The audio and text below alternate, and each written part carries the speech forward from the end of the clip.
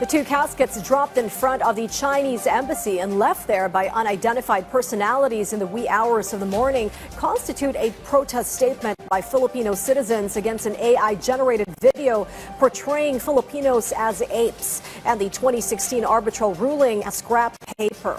And this protest statement, government authorities and the AFP believe, is directed only at the Chinese government, not at its people. As our Gab Humilde details in this report. Abandoned coffins from an unidentified group were left scattered across various parts of Manila, Caloocan City, Quezon City, and Makati City. According to the National Capital Region Police Office, these were left by masked individuals aboard gray and white vans between 2 and 4 o'clock in the morning earlier today. The coffins contained only crumpled papers and banners bearing messages against the Chinese Communist Party. The NCRPO is continuing its backtracking of CCTV footage in the areas where the coffins were left, including in front of the Chinese Embassy office in Makati City.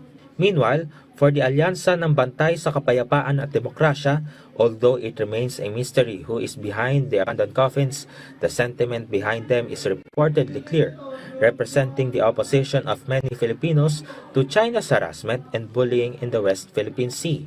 The group's chairman emeritus, Dr. Jose Antonio Goitia, added that the Philippines' assertion of its rights in the West Philippine Sea is not against Chinese citizens, but against their government, which he said does not respect international law. The Department of Foreign Affairs said in a statement that it will not tolerate any form of violence or threat against any individual, even if they are foreign nationals or officials. Although the Philippines upholds the right to freedom of expression, the department clarified that it has limits, especially when it leads to intimidation or putting the lives of others at risk. They stated that such actions do not reflect the government's official foreign policy, nor are they the manner in which Filipinos express criticism or sentiments on sensitive political issues. The Philippine government reaffirmed its commitment to protect foreign nationals and diplomatic officials in accordance with the provisions of the Vienna Convention on Diplomatic Relations and the Vienna Convention on Consular Relations.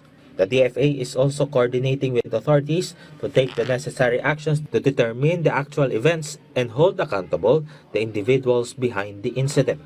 Gab Humilde Villegas, for The Nation.